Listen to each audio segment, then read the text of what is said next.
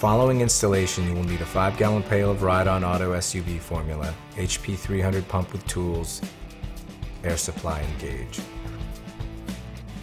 Remove the pump and pull out the plastic bag containing the dosage table and installation guide and valve core remover. Hold the pump upright, pull the handle upwards. If the pump handle is stuck, loosen the black fitting located directly below the pump handle. Once the pump reaches the top of its range, tighten the fitting back into place. Push the handle back down. The pump is now ready for use. On top of the 5-gallon pail of product, locate the cap. Pull up on the perforated edges and turn counterclockwise until it releases. Hook your fingers through the plastic loop, pull backwards, and remove the plastic seal. On the side of the pail is a valve stem. Remove the valve stem cap and attach the pump chuck to the valve stem. Take the base of the pump and gently slide it down into the pail. Make sure not to use excessive force, as you do not want to tear the plastic that will hold the pump in place. If the hose coming out of the top of the pump handle is angled off to the side, simply turn the hose 90 degrees so it is perpendicular to the handle. Locate the black ball valve on the top of the pump chuck. Turn it 90 degrees to open. This will allow the product to flow from the pail into the pump. In order to prime the pump with Ride-On, pump the handle up and down to recirculate the product and bleed the hose. Make sure the valve stem is in the proper position. If the valve stem is located between 10 and 2 o'clock, the tire must be rotated forward or back until it is in the proper location for installation.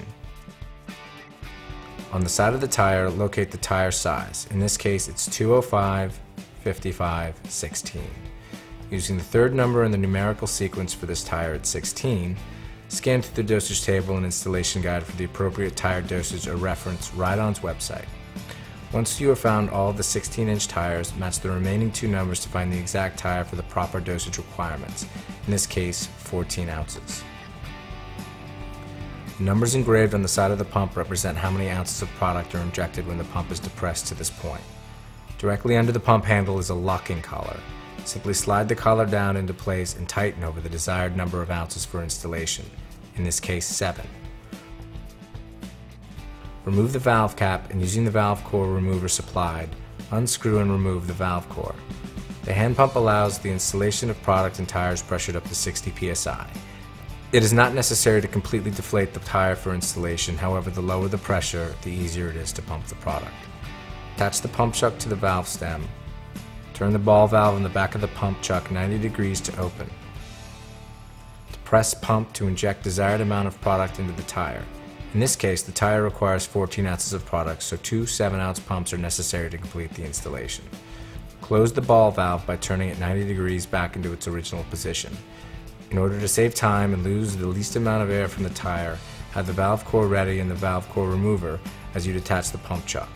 Once removed, reattach the valve core. Air the tire back up to its proper PSI and reattach the valve cap.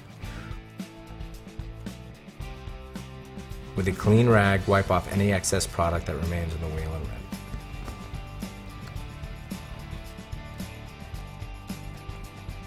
Proper Ride-On installation will evenly coat the interior of the tire in the highlighted area around the entire circumference of the tire, and will provide protection to the contact patch.